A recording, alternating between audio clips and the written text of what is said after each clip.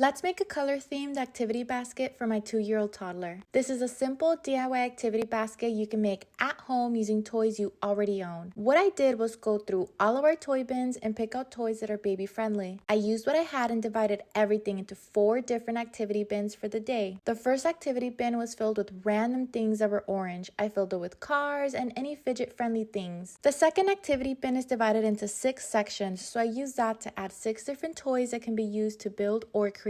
The third activity bin was filled with an orange flashcard, orange crayons and markers, and an orange coloring page. The last activity bin is filled with all the orange food we own. It's also my way of introducing names of food. My 2-year-old played with everything throughout the day. There were no time limits, and when I noticed she was over one basket, I introduced the next. I have all of these pieces linked in my storefront in case anyone is looking for something similar.